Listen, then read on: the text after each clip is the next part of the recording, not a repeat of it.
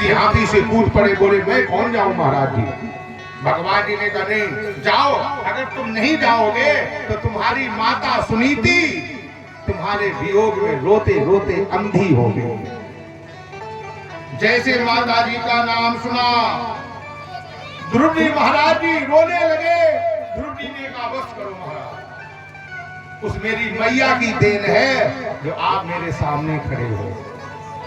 ये माता ने ही मुझे ज्ञान दिया था, इसलिए महाराज क्षमा करो प्रभु, और कुछ भी मुझे नहीं चाहिए, एक वरदान दे दो।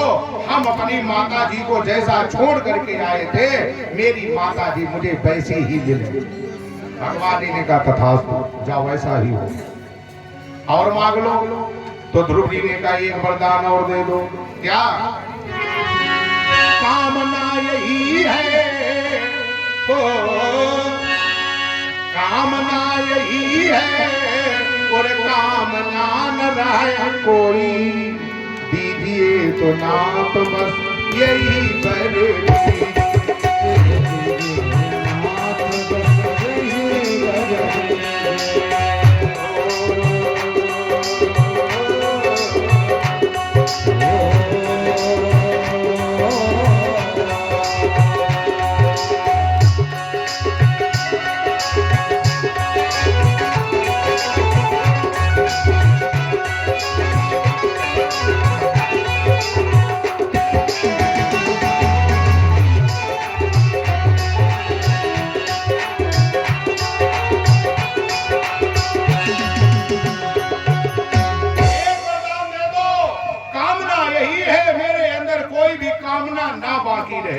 दुनिया के वरदान एक है, वरदान मांग ले ध्रुव जी, और मांग लो। तो ध्रुव जी ने कहा एक वरदान और दे दो। अविरल भगति विशुद्ध तब सुत पुराण की गाव। अविरल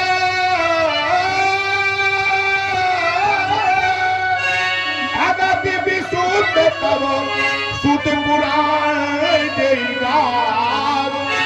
जय भोजत योगी से मुनि प्रभु प्रसाद सो।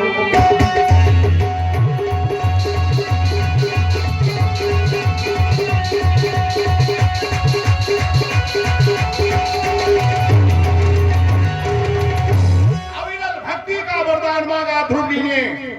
विशुद्ध भक्ति, अविरल भक्ति, शुद्ध पुराण जय गाव। जय भोजत योगी मुनि, जो योगी मुनि लोग खोजते वो भक्ति अपनी दे दो। सच्चे भक्त भगवान से भक्ति मांगते, धन वैभव नहीं मांगते हैं। ये तो माया है, ये तो ठगनी है। ऋषि मुनि से मोहिले जाने, अरे बोलत मधुरी बानी, माया महाठगिन हम जानी। माया महाठगिन हम जानी।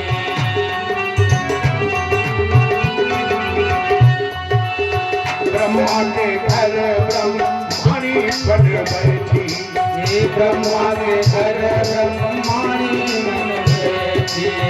शिव के भवन भवानी, शिव के भवन भवानी।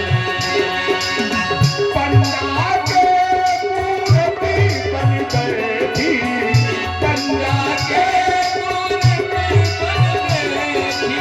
तीरथ में गई पानी की माया महाठगिन।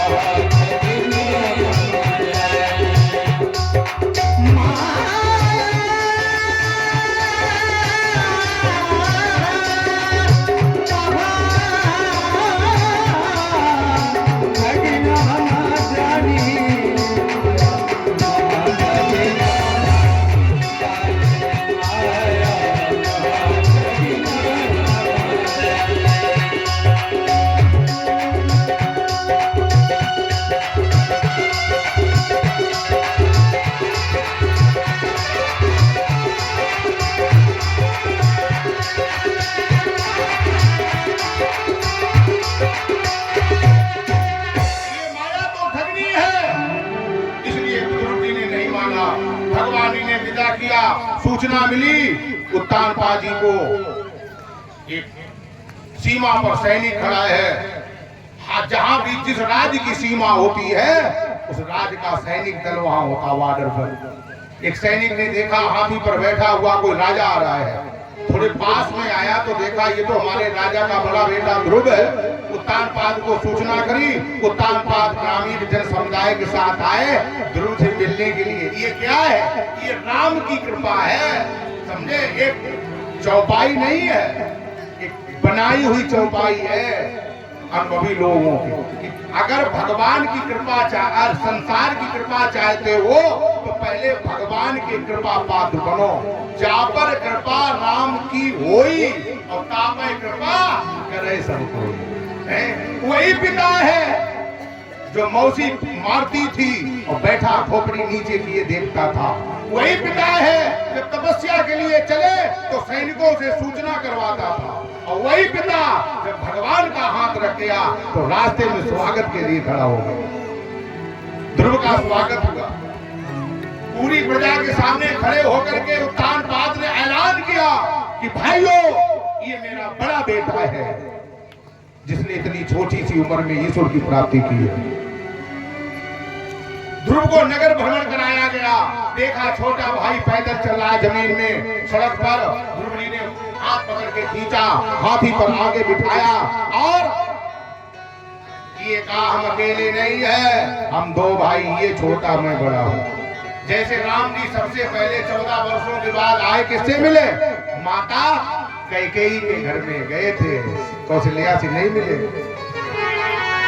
अरे प्रभु जाना कैकेयी न जानी, प्रभु जाना कैकेयी न जानी, सासु प्रथम ग्राह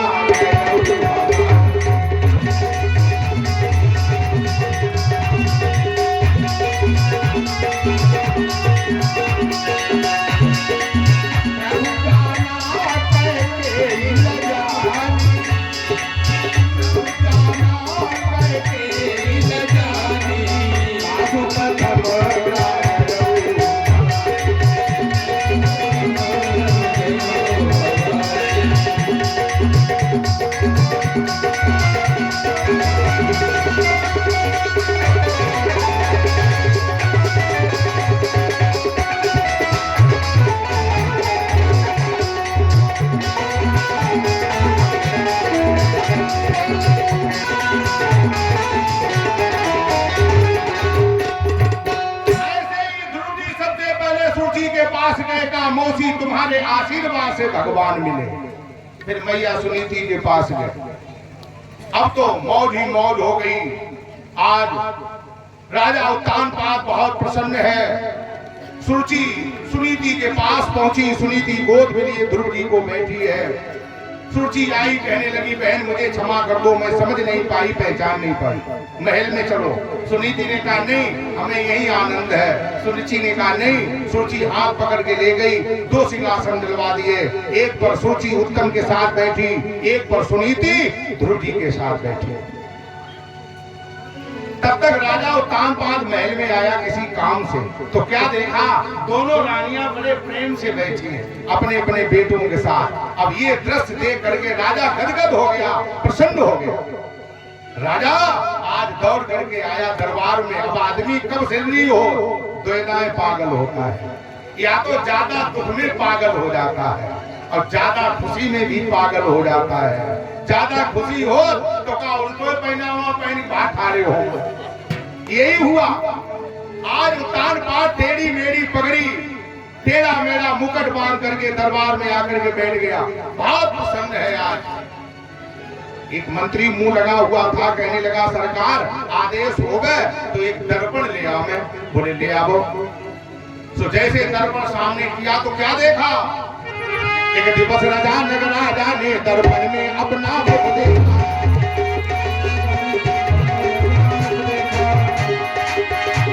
एक दिवस राजा नगराजा ने दर्पण में अपना मुख देखा।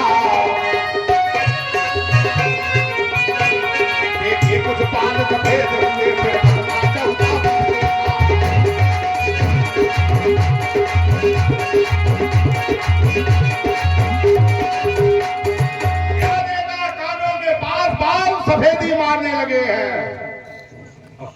3 तीर बाद जब सफेद हो जाए तो मान लेना कि पहला नोटिस जारी हो गया।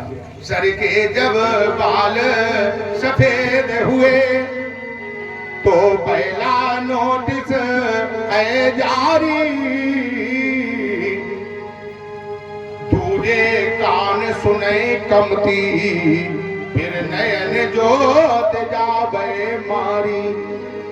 पहला नोटिस है बाल सफेद हो, दूसरा कानों से कम सुनाई देने लगे, तीसरा आंखों से कम दिखाई देने लगे, फिर झुकी कमर आओ हली बती सी, मानो पूरी तैयारी, यम के दूध लेने को आवे, कुलक करें संपत्ति सारी।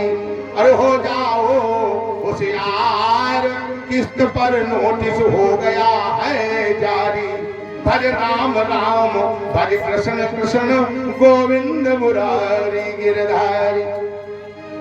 पहला नोटिस जारी हो गया, रामायण में आया है। सबन समीप होई सुत के साथ, मनऊ जरठ बन अस उपदेश। कानों के पास बाल सफेद हो जाना है तो जान लेना इस नोटिस जारी तो क्या करना चाहिए। नीत कहाई अस सुनहु दसानन, चौथे पन जाइए। चौथे पन में भगवान का भजन करना चाहिए, चौथे पन में ईश्वर का ध्यान करना चाहिए। राजा उत्तानपाद ने ध्रुव को राजा बनाया और उत्तानपाद चले गए तपस्या करने के लिए। ध्रुव जी के भाई उत्तम शिकार खेलने गए, 13,000 यक्षों ने देखा। अलकापुरी कुबेर की अलकापुरी में पहुंचे तो यक्षों ने पकड़ करके मार डाला। भाई के मरने का समाचार मिला, पुत्र के वियोग में माता भागी। रास्ते में बांस का जंगल था, उसी जंगल में बांस रगड़ने से आग लगी। आग लगने से माता जंगल समेत जल के नष्ट हो गई। माता के मरने का समाचार, भाई के मरने का समाचार ध्रुव जी ने सुना। ध्रुव जी ने यक्षों से युद्ध किया, युद्ध में हजारों यक्ष मार दिए। कुबेर खुद आया लेकिन ध्रुव जी की चोट नहीं सहन कर पाए। कुबेर स्वयं मनु के पास गए स्वर्ग में। मनु जी आए, मनु जी ने समझाया और संधि करवा दी। ध्रुव जी का विवाह हुआ, 2 बालक हुए, उत्कल और वत्स। 36,000 वर्षों तक शासन रहा, प्रजा में सुख शांति बरसी। 36,000 वर्षों तक ध्रुव जी के शासन में। एक दिन की बात, ध्रुव जी बैठे सुबह पूजा करते हैं, देखा सामने से काला रंग है, नाटा कद है और हाथ में डंडा लिए हुए है। एक पुरुष आ रहा है, एक तरफ से पूरे संसार को खा रहा है, किसी को नहीं छोड़ता है। ध्रुव जी ने अपना धनुष बाण उठाया, इतना खतरनाक प्राणी मेरी राज्य में कहां से आ गया। वो पुरुष आया, ध्रुव जी के सामने नतमस्तक हुआ, कहने लगा धनुष बाण रख लो, मेरे ऊपर नहीं चलेगा। बोले क्यों, तुम कौन हो? वो कहने लगा हम हैं काल, मेरे काल में दुनिया जाती है और तुम्हें भी जाना पड़ेगा, लेकिन तुम भगवान के सच्चे भक्त हो, इसलिए ऐसे नहीं जाओगे जैसे सब जाते हैं। काल ने अपना सर झुका दिया और एक आसन पे पैर रख करके जाओगे। गोस्वामी जी ने भी लिखा है, आगे जग जीवो नाम नर देवा, अनाथ सकल जग काल कले।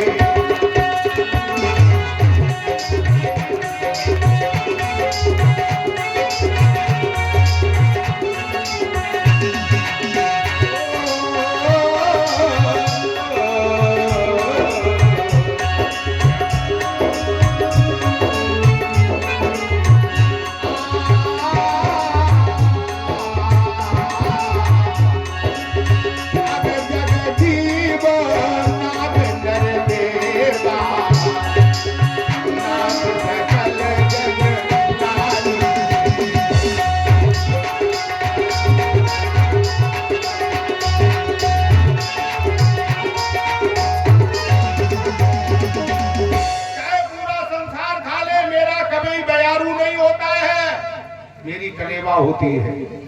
जैसे सर पे पैर रखा ध्रुव जी ने, आगे नंद सुनंद कुमद दुर्गन जय विजय पार्षद विमान लेकर के ध्रुव जी ने दूसरा पैर विमान में रखा। रथ चला, थोड़ा आगे विमान चला। ध्रुव जी ने कहा ठहरो, मुझे नहीं जाना। क्यों? जिस माता ने मुझे जन्म दिया, जिसकी कृपा से आज हम परमात्मा के धाम में जा रहे हैं, वो माता पृथ्वी पर नहीं जाती है। पार्षद लोग कहने लगे आगे जाके देखो। ध्रुव जी ने जब आगे जाके क्या देखा तो क्या देखा, माता का विमान आगे जा रहा है। सप्तऋषि कीर्तन गाए रहे, नारद जी बीना बजाए रहे। पहुंच गए ध्रुव लोक में, सप्तऋषि प्रदक्षिणा करने लगे। उत्कल का शासन हुआ। उत्कल ने देखा, किसी ने बता दिया जिस राजा के राज में प्रजा में संकट होता है उस राजा को नरक जाना पड़ता है। तो इन्होंने सोचा हमसे कोई काम बिगड़ो तो हमें नरक जाना पड़ेगा। तो इन्होंने राज का काम बनाने की जगह पर बिगड़ने को लगा। जब बिगाड़ने लगे तो ऋषियों ने इनको उतार के बत्सर को राजा बना दिया। बत्सर के बाद अंग राजा हुए। अंग के बाद में वेणु हुआ। वेणु दुराचारी अत्याचारी हुआ। वेणु का विनाश ऋषियों के श्राप से हो गया। वेणु के शरीर का मंथन हुआ तो दाहिने अंग से महाराज पृथु का अवतार हुआ और वाम अंग से अर्ची का अवतार हुआ। अर्ची और पृथु राजा बने पृथ्वी के। जब पृथु राजा बने तो नाम पड़ा पृथ्वी। पहले पृथ्वी नहीं कहा जाता, भूमि, वसुधा, जमीन, रतन गर्भा, मेदिनी आदि आदि इसके नाम थे। पर्यायवाची शब्द है पृथ्वी के। पृथु पृथ्वी पति हुए। पृथु ने शासन किया। पृथु के बाद में ध्रुव जी का वंश बहुत हरा भरा हुआ। इन्हीं के वंश में प्राचीन बर्री राजा हुआ। जिस प्राचीन बर्री ने भारत के कण कण को पार दिया। कोई ऐसी जगह नहीं है भारत पर, पृथ्वी पर, जहां प्राचीन बर्री की एक नहीं हुई। इसके बाद में सुखदेव जी ने कहा राजन, स्वयं ने देखा कि एक बालक का परिवार हरा भरा हुआ। एक और बालक है जिसका नाम प्रियव्रत है। प्रियव्रत को जाकर के महाराज जी ने जगा दिया। जैसे प्रियव्रत को जगाया, प्रियव्रत महाराज जी जागे, पिताजी को देखा। प्रियव्रत ने दौड़ करके प्रणाम किया। प्रियव्रतो भागवत आत्मा राम कथम मुने गृहे रमत यन्मूला कर्म बंधा पराभव। प्रियव्रत महाराज जी जब राजा हुए, उनको राजा बनाया गया। छौर गर्भ करवा करके शरीर मोटा लगाकर स्नान ध्यान करवा के राशि पोशाक पहनाई गई। सुखदेव जी ने कहा राजन, विवाह हुआ। इन्होंने देखा पृथ्वी पर आदि पृथ्वी पर अनेला आदि पर प्रकाश। इन्होंने देखा ऐसा कैसे है? तो क्या देखा, सूर्य नारायण का रथ है, 7 घोड़े मचे हैं सफेद रंग के। एक पहिया लगा है रथ में और धुरी रखी सुमेर पर्वत। एक तरफ की धुरी सुमेर पर्वत, एक तरफ पहिया, 7 घोड़े। और गरुड़ के भाई जो अरुण है, ये रथागते सूर्य नारायण बैठे हैं। और 24 घंटे में एक प्रदक्षिणा करता सुमेरु पर्वत की। सुमेरु पर्वत से ऊंचा पूरी पृथ्वी पर कोई पर्वत नहीं। हिमालय वाले बहुत छोटे पर्वत उसके आगे। अच्छा, तो महाराज जी ने मन में विचार किया ये तो सूर्य गड़बड़ करता है। जब पर्वत के उधर साइड में पहुंचता रथ तो इधर अंधेरा होता, और घूम के जब इधर आता तो इधर प्रकाश, इधर अंधेरा होता। इसीलिए अब अपने यहाँ दिन के 4 बजने वाले हैं। अमेरिका ऐसे कई देश हैं जहाँ रात्रि के 4 बजने वाले। यही कारण है। ये भागवत में भूगोल खगोल सबका वर्णन किया व्यास जी ने। समाधि भाषा में लिखी गई भागवत। लो, महाराज जी ने ऐसा नहीं होने देंगे। हम तो पृथ्वी को एक साथ प्रकाश देंगे। मेरे शासन में विषमता नहीं, समान भाव, सबका साथ सबका विकास, एक समान भाव होगा। इन्होंने मध्य विज्ञान से रथ बनाया। एक पहिया का, घोड़े जोते 7, धुरी रखी सुमेर पर्वत पर। अब वो विधि विधान के अंतर्गत है और ये विधान से बाहर है। इन्होंने जब रथ दौड़ाया सूर्य के पीछे तो 9 प्रदक्षिणाएं की। तो जहां से इनके एक पहिया का रथ लुढ़कता हुआ जावे पहिया, वो पृथ्वी का खंड कट के अलग हो जावे। ऐसे 9 प्रदक्षिणा करने से पृथ्वी को 9 खंडों में विभाजित कर दिया। पहले पूरी दुनिया इकट्ठी थी, पृथ्वी एक थी। अब पूरी दुनिया 9 खंडों में बसी है। जहां हम आप बैठे इसका नाम है जम्बूद्वीप खंड, अजनाब खंड इसको कहते हैं। अब इस देश के इस खंड के कई भाग हो गए, कई देश इसके ऊपर हैं। अफगानिस्तान, पाकिस्तान, बलूचिस्तान, तिब्बत है, चीन है, ये सब देश है। तो नेपाल, ये भारत से ही तो कट करके बने हैं। और ये पूरा जब अखंड भारत था तो बहुत बड़ा भारत देश था, बहुत बड़ा द्वीप है ये। मनु जी ने देखा, मनु आए दौड़ के, मनु ने कहा बेटा ये क्या करते हो? बताया ऐसी ऐसी बात। अरे बोले विधान के अंदर इन्होंने उस रथ को अपने शरीर में विलय कर दिया। इसके बाद इन्होंने बड़े पुत्र को राज्याभिषेक कर दिया, अग्निध्र को। फिर तपस्या करने जंगल में चले गए। अग्निध्र के बाद में सुखदेव जी ने का राजन, इस पृथ्वी के राजा हुए नाभि। नाभि के बाद ऋषभदेव, ऋषभदेव के बाद में सुखदेव जी ने का राजन देवानु राजा हुए और देवानु ने शासन किया। देवानु के बाद में राजा हुए भरत। भरत के कई पुत्र हैं। इनको बैराग हुआ, इन्होंने बड़े पुत्र को राज्याभिषेक देख करके और बैराग लेकर जंगल में गए। ये जंगल में आए त्याग करके भजन करने। महानदी के किनारे एक हिरण के प्रेम में फंस गए। हिरण के प्रेम में फंसने के कारण हिरण योनि में इनको जाना पड़ा। हिरण योनि में भोजन पानी का परित्याग किया तो ये अंगिरा गोत्री ब्राह्मण घर में जन्मे। अब इनका यहाँ नाम पड़ा भरत। जन्म से मोटी अकिल बना लिए, नाम पड़ गया जड़ भरत। ये परमहंस वृत्ति के संत हुए हैं। इन्होंने राजा रहुगण का उद्धार किया है। ये सिंधु देश का राजा रहुगण जा रहा था सांख्य योग सीखने के लिए। महाराज जी ने सांख्य योग रास्ते में ही बता दिया और इसको वापस कर दिया और हमेशा के लिए अपने शरीर को अग्नि के हवाले करके शांत कर दिया। इसके बाद में भूगोल खगोल का महाराज जी ने वर्णन किया। 44 नदियां हैं जो इस भारत की भूमि को पवित्र बनाए हुए हैं, जम्बू द्वीप खंड को पवित्र बनाए हैं। और 24 बड़े बड़े पर्वत हैं जिन पर्वतों पर देवताओं का निवास है। सुखदेव जी ने कहा राजन, उन नदियों ने पहुंचना कठिन है, उन पर्वतों पर पहुंचना कठिन है। तो मन रूपी रथ पर बैठ करके एक एक प्रदक्षिणा हर पर्वत की करते चलो, एक एक नदी में एक एक गोता लगाते चलो। इसके बाद महाराज जी ने नरकों का वर्णन किया। भागवत जी में अष्टाविंशति नरकः 28 नरकों का वर्णन किया है और गरुड़ पुराण में 21 नरकों का वर्णन है। अब नरकों का एरिया किसने देखा है? आनी गलानी जीव मन व्यापी, यमपुर पंथ सोच जीव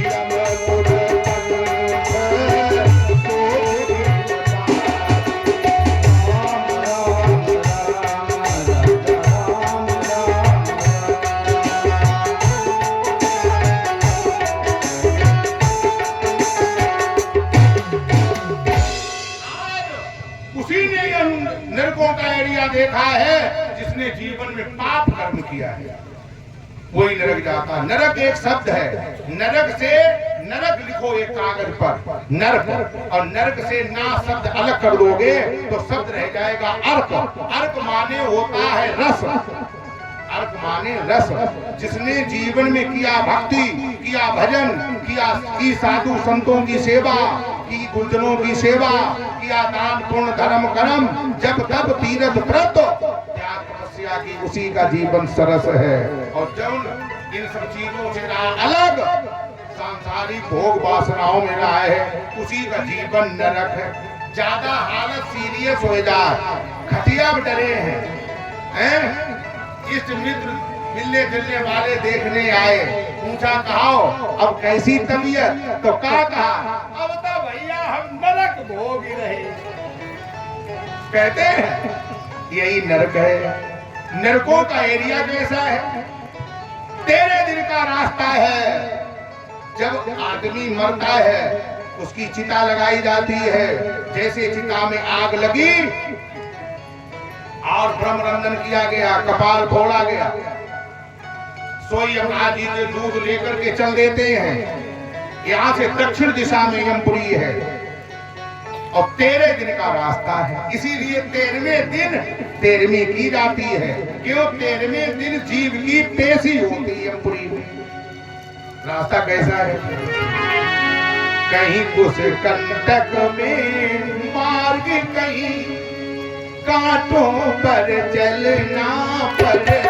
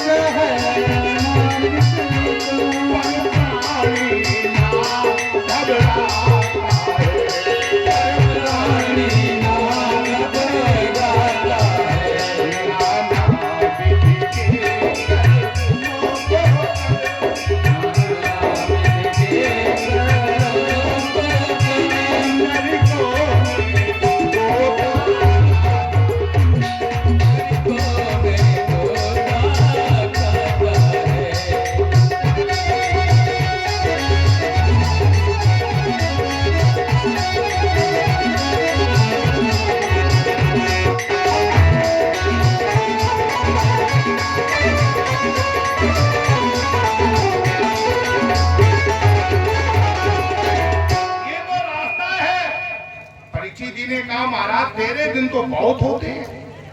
वहाँ खाने पीने के लिए क्या मिलता है? बोले खाने पीने के लिए जिन लोगों ने कर दान यज्ञ, प्राणियों को तृप्त कराया है, उन लोगों ने ही आज वहाँ नाना विधि से सुख पाया है।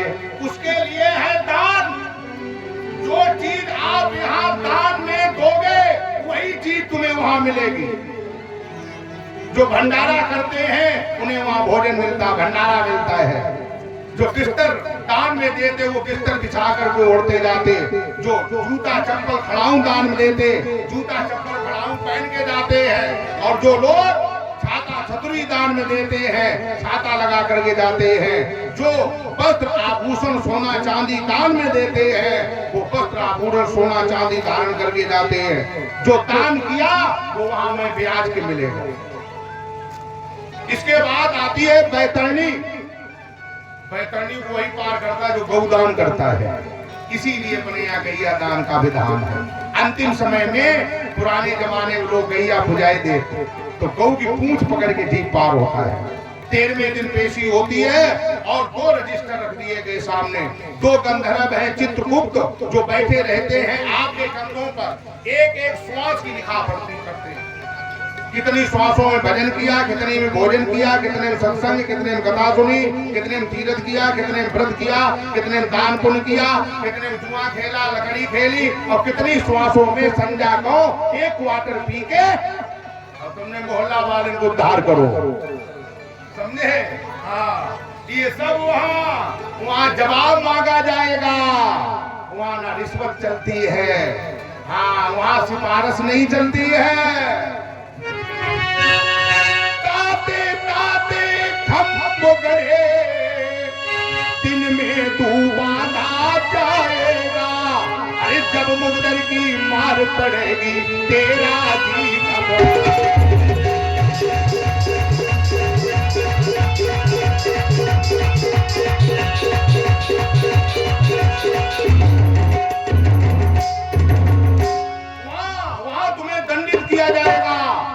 का फैसला करता है न्यायाधीश, धर्मराज है, यमराज पेशकार है। और चित्रगुप्त ने रजिस्टर रख दिया। नरकों की कथा सुनकर के आसन हिलने लगा। महाराज जी ने कहा, कथा को घुमा दिया, कितना बड़ा पापी क्यों न हो, अंतिम समय में यदि नारायण का नाम, ईश्वर का नाम लेता है, राम का, परमात्मा का नाम लेता, तो उसे नरक यातना नहीं मिलती है। कान को बजे दिजा कश्चित दासी पति रजा मिला। कन्नौज का रहने वाला था अजामिल ब्राह्मण, वैश्यागामी था। नारद जी ने आकर के कहा, जाओ 9 बालकों को जन्म दिया वैश्या से, 10वां बालक गर्भ में है। नारद जी ने कहा, इस 10वें बालक का नाम नारायण रख देना, उद्धार हो जाएगा। लो साहब, 10वां बालक हुआ, नारायण नाम रखा। अब ये नारायण नारायण नारायण को काटता है। 12 बरस पहले पापी जाता है और पूर्ण आयु में पूर्ण आत्मा धर्मात्मा जाता है। और हमने सबसे ज्यादा पूर्ण आत्मा चंबल गिजाई घड़ी देखे। कितनों बूढ़ो आदमी हमारे ना का भैया नहीं। यहाँ देखो 80-80, 90-90 साल, 100-100 साल बूढ़े और नए डंडा कथा सुनो, यहाँ चढ़ चले जाओ और हमारी परिया पिराने लगी, हम चढ़ नहीं पाओ, समझे? क्यों? यहाँ का आदमी धार्मिक प्रवृत्ति का है, पूजा पाठ धर्म कर्म में बढ़ चढ़ के भाग लेता है? तो जो धर्मात्मा पूर्ण आत्मा है, पूर्ण आयु में जाता है। जो पाप आत्मा है वो अल्प आयु में 12 वर्ष पहले जाता है। यमराज जी के यहाँ से 3 दूत आए अजामिल को लेने। गले में रस्सी बांध के जैसे खींचा, अजामिल के फंदा पड़ा गले में, तो एकदम चिल्ला पड़ा, नारायण रक्षा करो। दूर बालक खेलता था, बालक को बुलाया, बचाओ बेटा। लेकिन नारायण बालक ने नहीं सुना, भगवान ने सुना। 4 दूत भेज दिए, यमराज जी के 3 दूत और भगवान के 4 दूत। जो भगवान के दूतों को देखा तो जमदूतन ने अजामिल को छोड़ के दूर खड़े बैठे, पूछने लगे, आप कौन हो? तो भगवान दूत कहने लगे, हम वे हैं जिनके आदेश से चंद्रमा प्रकाश करता, सूर्य प्रकाश करता, जिनके आदेश से तेरा न्यायाधीश धर्मराज न्यायाधीश बना बैठा है। हम उनके दूत बोले, आप क्यों आए? बोले, ये हमारे भगवान का भगत है, ये अभी बुलाता था, रक्षा करो, इसकी रक्षा के लिए आए। अरे बोले महाराज, अजामिल नाम कोई दूसरो आदमी हुई है कन्नौज शहर में, सो ढूंढो जाइए, पापी देखो रजिस्टर। भगवान दूत कहने के, तुम रजिस्टर ले, तो रजिस्टर देखो, सबरे भक्तन को नाम लिखो, अजामिल को भी नाम लिखो, अजामिल ब्राह्मण कन्नौज। अब तो आपस में वार्तालाप पढ़ने लगा। वार्तालाप पढ़ते पढ़ते लड़ाई शुरू हुई गई। लड़ाई उठावा दे मारी शुरू हुई गई। अब अजामिल परो परो लड़ाई देखे। भगवान के दूत 4 और जमराज जी के 3। भगवान के दूत ने मारे मारे मारे मारे गदा लाल ऊंचा कपड़ सब मुंह तोबा बनाए दे। अब ये तीनों भागे और यमराज जी से कहा, ये ले नौकरी इस्तीफा, हम मार खाने के लिए नौकरी नहीं करते। और नहीं दे, बताओ तुमसे बड़ा दुनिया में कौन है? यमराज जी ने कहा, पूरी बात बताओ। पूरी कथा बताई तो धर्मराज जी बोले, जो अंतिम श्वास में परमात्मा का नाम ले वहां नहीं जाना। ठीक महाराज, नहीं जाएंगे, लेकिन अंत में राम का नाम निकलना कठिन है। अरे जन्म जन्म मुनिया तने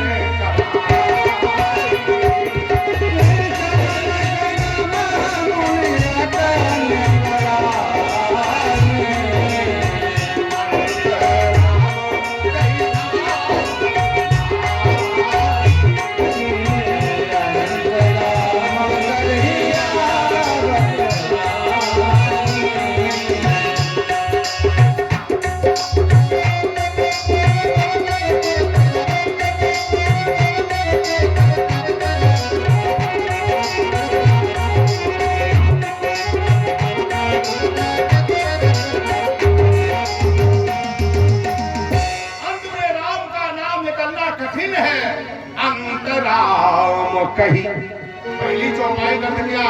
अंत राम कही आवत नाई, अंत में राम का नाम कहीं नहीं आओ।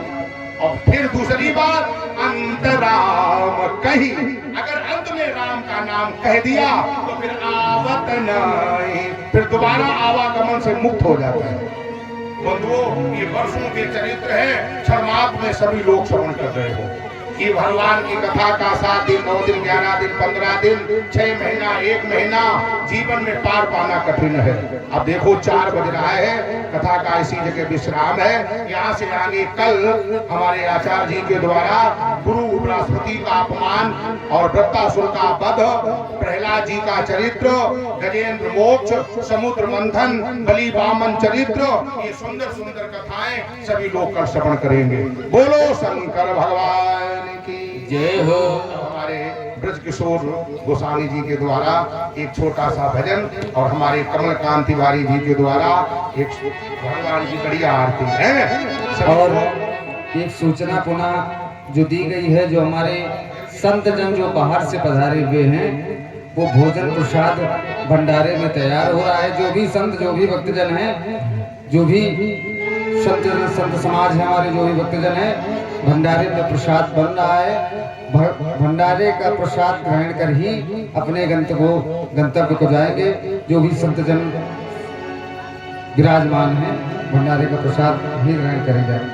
Hello hello hello hello. श्रद्धा रखो ऐ जगत के